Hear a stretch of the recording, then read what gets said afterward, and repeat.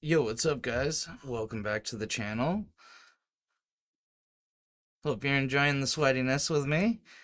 Today, I'm going to be talking about an ESP32 device. Yes, ESP32 device. What's ESP32? It's a chip that handles Wi-Fi and Bluetooth and does other things and blah blah blah, so on and so forth. Um, so I've been on a slight journey. I know I say the journey thing, but I think it's a very appropriate for this circumstance. I've been on a journey of buying small devices. I want things to play with when I'm bored. That's why I haven't uploaded a video in like fucking week or something like that. It's mainly because I've been just diving deep into this. Two things I've been diving deep in: Milky Tracker and then these weird little devices. So it all kind of started when I picked up a kit to make a Bjorn, right? And the Bjorn was like, I don't know, like I used it a little bit, I played with it, kind of boring. I don't have like use case for this sort of stuff. And then the other thing is you gotta have it plugged into something, and it's like, dude, like if this was like had a battery and everything. And then I was kind of looking at it, and I'm like, yo, like it's got like the HDMI, little micro HDMI out, and like I could like make something a lot cooler with this. So I think that's definitely gonna be a thing. Yeah, making cooler stuff with this sort of stuff. All right. Now, the other thing I got was this t-embed. Let me get out of this thing.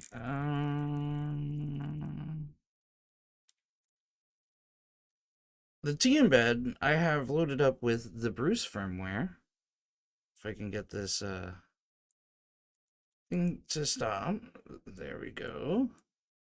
Yeah, and with the Bruce firmware, you can do a bunch of different signal hacking things, and there's a JavaScript interpreter, and there's RFID stuff, and there's things, and another cool thing about this device is it's expandable. If you pop this open, they have these like I think they're like ICP or ICT ports or whatever. They're like basically these little connectors, and you can put extra antennas and stuff inside here. This is very cool. This is very sweet. It's very much like, oh, I'm like a Watchdogs guy. You know what I mean? Like, ooh, we're gonna, But honestly, I don't do a lot of like pen testing stuff, so like it's kind of pointless for me to have this, to tell you the truth. It was mainly an impulse buy, and it was like $40. So I was like, yeah, whatever, right? So yeah, so then I was using this to SSH into different things because it has a little shell, and I was like, man, this is great, but the keyboard really sucks. Like it's basically like you use the scroll wheel and it's like a menu, like an old school RPG with all the letters, and you gotta scroll and do each individual letter, and it's just like really annoying.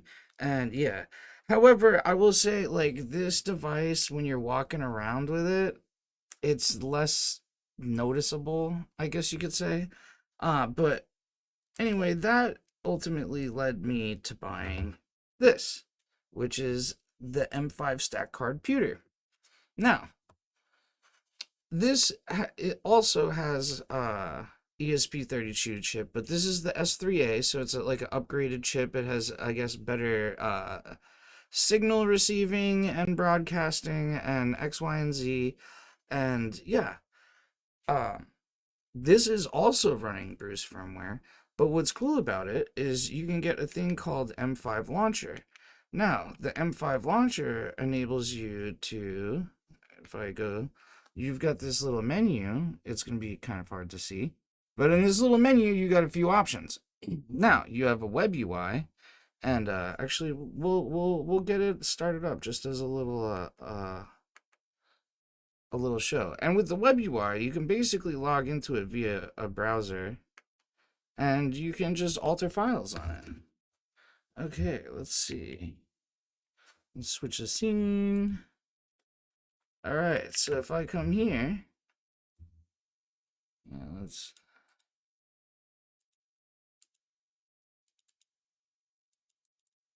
What is it? Launcher dot local, right, or local. What is going on here, dude? There we go.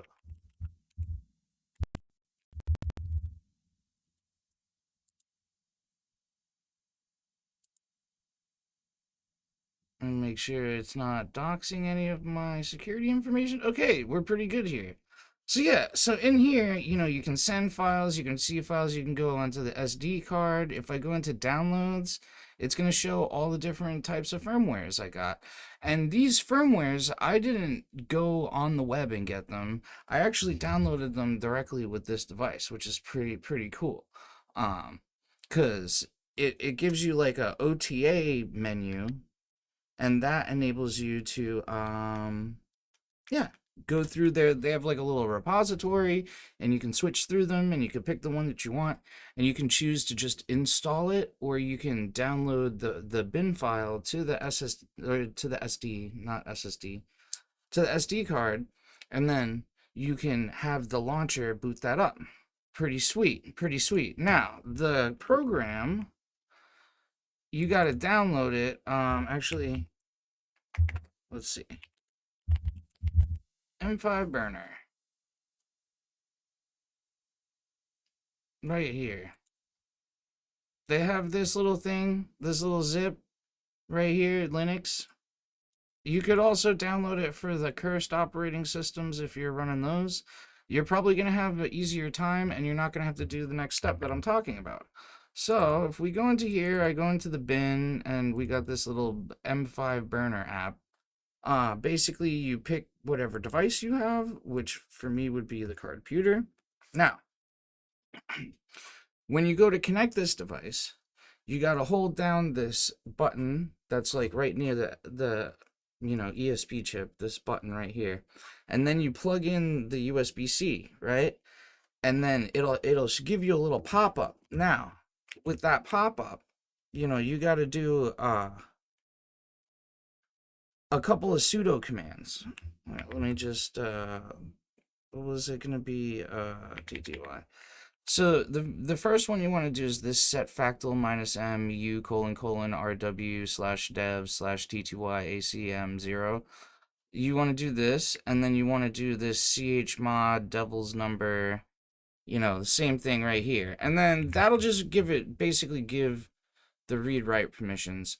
I'm assuming this running on Windows or Mac, it would trigger the poll kit, but I guess on Linux it doesn't trigger the poll kit. I don't understand why, but yeah, so that's how you would get that working.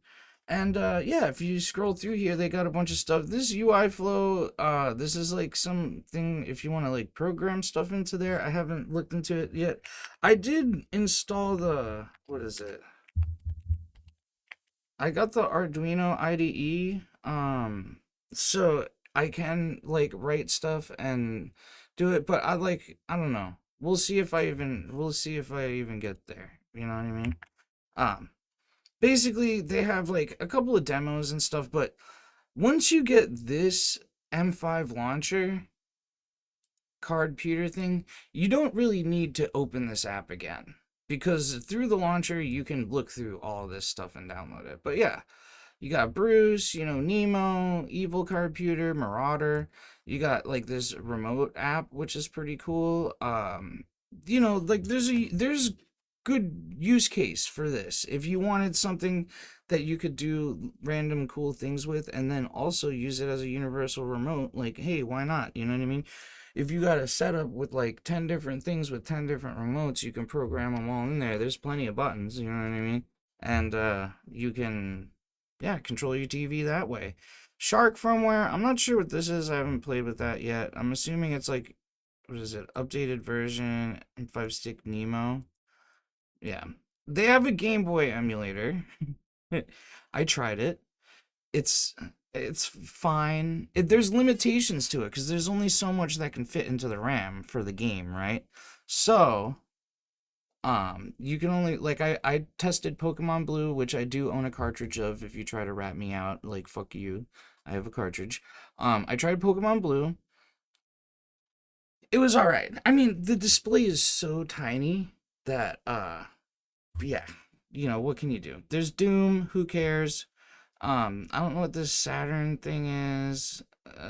It's en Espanol, so I probably won't be able to use it. They got a web radio thing. I tried using that. It didn't work. Um, yeah, audio streamer. That's cool. You can record. There's a mic. What is it right here? And you can record and then open up a browser and then go and you can listen to the recording via that. That's pretty cool. This micro hydra thing. I guess this is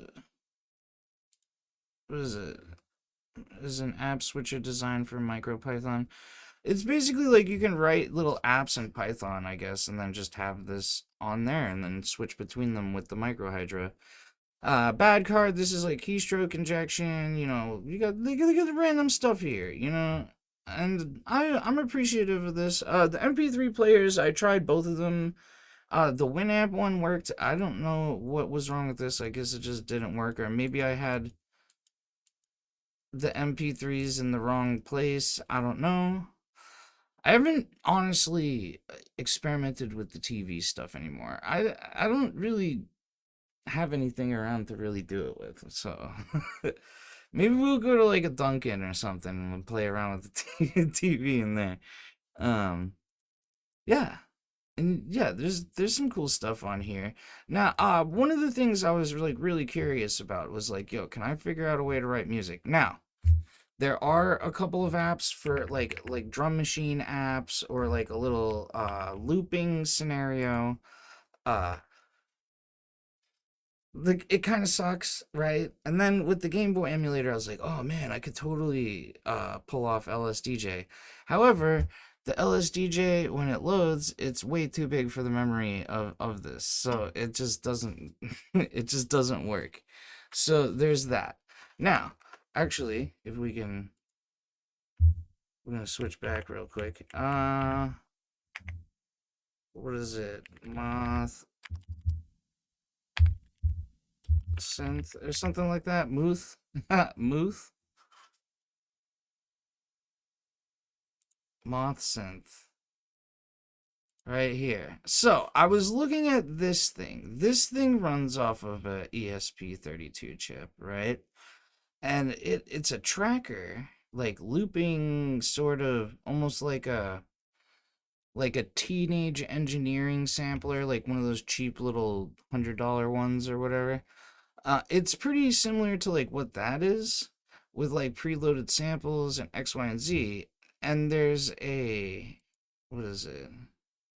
Schematics GitHub. If we go to the GitHub repo, right here is the what you call it? All the code for putting it onto a device. Now, this is something I'm kind of like reading into and I'm like staring at it a little bit. I'm probably going to possibly figure this out, but I'm going to remap the keys. That's all I got to do is remap the keys. And this might work. This might work cuz it says 512 KB RAM, which I think this will handle that. It says the ESP32S3 and this is the S3A, so it's like the upgraded version. So it might work. It might work. I don't know. I left a comment on the guy's YouTube video, and I've been staring at documentation. That's where I'm at with this. If I could get that to work on here, that would be very cool. Yeah.